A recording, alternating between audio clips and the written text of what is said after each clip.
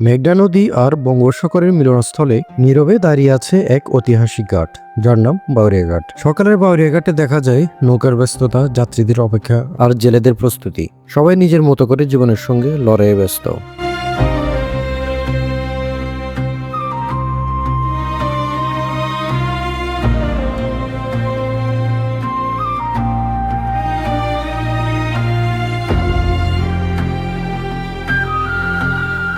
আসসালামু আলাইকুম ভিউয়ার্স, সবাই কেমন আছেন? আশা করি সবাই ভালো আছেন। আমি আলহামদুলিল্লাহ ভালো আছি। আর আমি এই মুহূর্তে আসছি হচ্ছে আমার ঠিক যে ফেভারিট জায়গা, অর্থাৎ বাউরিয়া ঘাট, যেখানে হচ্ছে আমরা বাড়িতে আসলে ফ্রেন্ডরা সবাই মিলে এখানে এসে আড্ডা দিই। বিকেলের টাইমটা আমরা এখানে ম্যাক্সিমাম সময় হচ্ছে এখানে স্পেন্ড করি। সুন্দর একটা জায়গা, অর্থাৎ যে কয়েকটা ঘোরার মতো প্লেস আছে তার মধ্যে অন্যতম হচ্ছে আমাদের এই বাউরিয়া ঘাটটা। আর এখন যেহেতু হচ্ছে জোয়ারের মৌসুম, আমি যদি আপনাদেরকে দেখাই, দেখেন এই মুহূর্তে হচ্ছে জোয়ার আসতেছে, জোয়ার শুরু হয়েছে আর কি এই মুহূর্তে। আর এই জায়গাটা কিন্তু আগে চর ছিল না, এখন কিন্তু অনেক বিশাল নতুন করে চর জেগে উঠছে।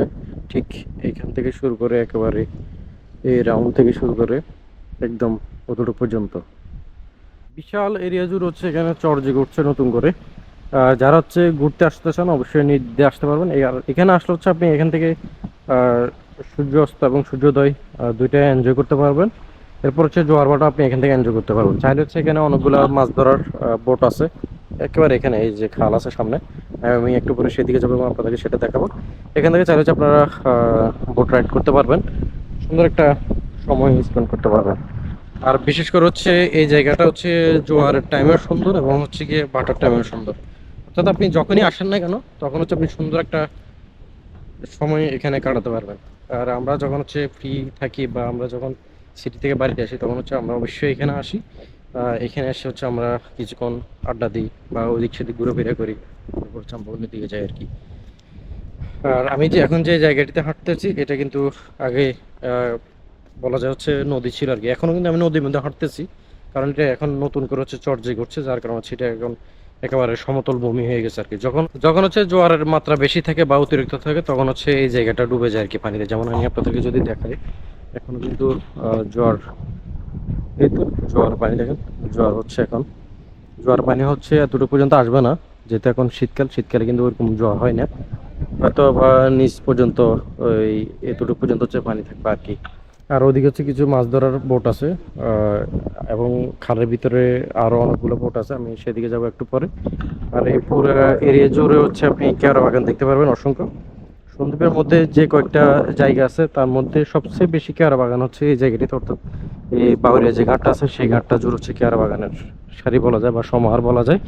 আমি আপনাদেরকে এর আগের ভিডিওতে দেখেছি এবং এখন দেখাবো ইনশাল্লাহ। আর এখানে যে সুন্দর একটা জায়গা, আপনারা যদি না আসেন আসলে বুঝতে পারবেন না। তবে আমি আপনাদেরকে এরপরের ভিডিওতে সন্দ্বীপের সবচেয়ে সুন্দর এবং যে কয়েকটা জায়গা আছে ঘোরার মতো তার মধ্যে অন্যতম সবচেয়ে সুন্দর একটা জায়গা দেখাবো। আরো কিছুদিন পরে দেখাবো ইনশাল্লাহ। আমি পুরোপুরি ভিডিও করতে পারি না এখনো, পুরোপুরি ভিডিও করলে দেন হচ্ছে আমি আপনাদেরকে সেই ব্লগটা দেখাবো। অর্থাৎ সন্দ্বীপের মধ্যে সবচেয়ে সুন্দর একটা জায়গা বলা যায় এবং যে জায়গাটার নাম আমি দিয়েছি হচ্ছে মিনি নিউজিল্যান্ড। এবং সেই ভিডিও নিয়ে খুব এবং সেই ভিডিওটা নিয়ে খুব শীঘ্রই আপনাদের সামনে হাজির হব। এখানে দেখেন অসংখ্য কেওড়া বাগান আছে, চারদিকে হচ্ছে অসংখ্য কেওড়া বাগান। আর ইভেন এখানে কিন্তু শিয়াল আছে। সন্ধ্যা যখন হচ্ছে সন্ধ্যার সময় ঘনিয়ে আসে তখন হচ্ছে এখানে অসংখ্য শিয়াল দেখা যায় বা শিয়ালের আওয়াজ শোনা যায়।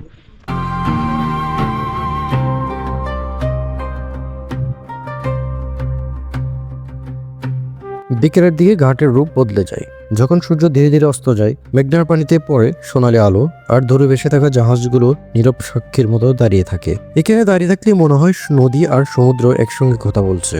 হালকা বাতাসে নোনাভাব, ঢেউয়ের মৃদু শব্দ আর খোলা আকাশ, সব মিলিয়ে এক অন্যরকম অনুভূতি। বাউরিয়া ঘাটে নেই কোনো কৃত্রিম সাজ, নেই বিলাসিতা, আছে বাস্তব জীবন, পরিশ্রমী মানুষ আর প্রকৃতির সঙ্গে টিকে থাকার গল্প। এই ঘাট মনে করি দেয় সন্দ্বীপ শুধু একটি দ্বীপ নয়, এটা ইতিহাস, এটা সংগ্রাম, এটা মানুষের অদম্য সাহস।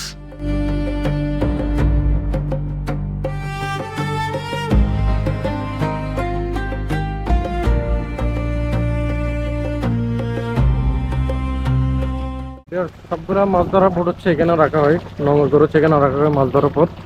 যেহেতু হচ্ছে এখন জোয়ার তেমন একটা হয় না, যদি জোয়ার বেশি হয় সেক্ষেত্রে হচ্ছে বোটগুলো একেবারে বেরির যে প্রান্ত আছে বা বেরির যে উপকূল আছে সেখানে নিয়ে যাওয়া হয়। এখন যেহেতু জোয়ার খুবই কম, সেজন্য হচ্ছে বোটগুলো এখানে রাখা হয়। এরপর হচ্ছে আবার মাছ ধরার জন্য কালকে পরবর্তীতে এখান থেকে যাবে আর কি। ভিউয়ার্স, ওনারা এই মতো হচ্ছে নদী থেকে মাছ ধরে আনছেন। আমি আপনাদেরকে সেই মাছগুলো দেখাচ্ছি। এখানে হচ্ছে এগুলো হচ্ছে সেওয়া মাছ, আর এদিকে হচ্ছে সুন্দর সুন্দর কিছু চিংড়ি মাছ আছে, একেবারে ফ্রেশ তরতাজা মাছ। আপনারা যদি এই টাইমে আসতে পারেন তাহলে কিন্তু এই সাগর পাড় থেকে হচ্ছে আপনারা একেবারে তাজা ফ্রেশ মাছ নিয়ে যেতে পারবেন। আর ওনাদের যে বোটগুলো আছে মাছ ধরার জন্য, সবগুলো বোট হচ্ছে এখানে নোঙর করে রাখা হয়েছে। এখানে কিন্তু অনেক বোট আছে মাছ ধরার। আমি আপনাদেরকে একটু আগে ওই প্রান্ত থেকে বলছিলাম, এখানে অসংখ্য বোট আছে। সবগুলো হচ্ছে এই খালের মধ্যে রাখা হয়। আর যখন হচ্ছে একেবারে ভরা জোয়ার থাকে তখন হচ্ছে একেবারে এগুলো বেরির যে সীমানা আছে ভিতরের দিকে, আর ওইদিকে একেবারে ওইদিকে ঠিক ওখানে রাখা হয় আর কি। ওভারঅল বলা যায় খুব সুন্দর একটা জায়গা এবং সুন্দর একটা পরিবেশ। এখানে যদি আপনারা আসেন বিকেলের টাইমে যদি আসেন, বিশেষ করে হচ্ছে আমি আপনাদেরকে বলবো আপনারা অবশ্যই জোয়ারটা হিসাব করে আসবেন। জোয়ার হিসাব করে আসলে আপনারা এখান থেকে সুন্দর একটা ভিউ উপভোগ করতে পারবেন। আর এটার পাশে হচ্ছে বাঁশবাড়িয়া ঘাট, ঠিক তার পাশে হচ্ছে গুপ্তছড়া ঘাট আর কি। এখনো কিন্তু জোয়ার চলমান। ভিউয়ার্স, ওনার হচ্ছে নদী থেকে মাছ ধরে আনছেন। এখানে কিন্তু আমরা অনেক মাছ দেখতে পাচ্ছি। ভাই, কি কি মাছ আছে এখানে? ইলিশ মাছ কতগুলো হবে? একটা। এখন তো ইলিশ মাছের সিজন না, তবে ইলিশ মাছ আসে যে। আচ্ছা, এখানে কিন্তু প্রচুর পরিমাণে সেও মাছ আছে এবং চিংড়ি মাছ আছে এবং ইলিশ মাছও আছে। আপনারা যারা হচ্ছে এই বাউরে ঘাটে ঘুরতে আসবেন, আসলে অবশ্যই আপনারা মাছও সাথে করে নিয়ে যেতে পারবেন শহরে কিংবা বাড়িতে। যাদের মাছের প্রয়োজন প্রচুর মাছ আছে এখানে। মাছ পাবেন। আপনারা শুধুমাত্র যে ঘুরতে আসবেন তা না, আপনারা এখানে আসলে কিন্তু মাছের হরেক রকমের মাছের বাহারি দেখতে পারবেন। অনেক ধরনের মাছ পাওয়া যায় এখানে। এখন বিশেষ করে হচ্ছে আপনার চেয়া মাছ, চিংড়ি মাছ, ইলিশ মাছ এগুলো পাওয়া যায়। একেবারে ফ্রেশ তরতাজা মাছ পাবেন যদি এই বাউরিঘাটে আসেন। আপনারা যদি একই সঙ্গে আপনাদের মাছও নেওয়া হয়ে গেল, এরপর হচ্ছে আপনাদের গুঁড়ো হয়ে গেল। আর এখন হচ্ছে ম্যাক্সিমাম জেলে বাইরে হচ্ছে মাছ ধরে নদী থেকে হচ্ছে উপকূলে চলে আসতেছেন। তাদের মাছ ধরা শেষ, এরপর হচ্ছে এগুলো বিক্রি করে ফেলবেন আর কি। বিহার সুন্দরবনের মধ্যে বহুল পরিচিত একটি ঘাট হচ্ছে যার নাম হচ্ছে বাউরিয়া ঘাট। আপনারা চাইলে হচ্ছে দিদি এখানে আসতে পারেন, ঘুরতে পারেন, বিকেলে সুন্দর একটা সময় কাটাতে পারেন। আশা করি আপনাদের কাছে ভালো লাগবে। আর হচ্ছে গিয়ে আপনারা এখান থেকে জোয়ার ভাটা, সূর্যোদয় এবং সূর্যাস্ত এগুলো উপভোগ করতে পারবেন। সাথে হচ্ছে জেলে বাইরে যে নদী থেকে যে মাছ আহরণ করে আনতেছেন সেই দৃশ্যটা আপনারা উপভোগ করতে পারবেন। চাইলে হচ্ছে আপনারা মাছ আপনাদের বাড়ির জন্য কিংবা হচ্ছে শহরের জন্য আপনারা এখান থেকে একেবারে ফ্রেশ মাছ পাবেন, অর্থাৎ নির্ভেজাল বলা যায়। এখানে যে মাছগুলো ধরে আনে নদী থেকে একেবারে তরতাজা, আপনারা সেগুলো এখান থেকে ক্রয় করতে পারবেন আর কি।